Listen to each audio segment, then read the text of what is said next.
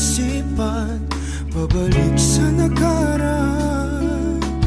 Huwag mo nang balikan, patuloy ka lang masasaktan.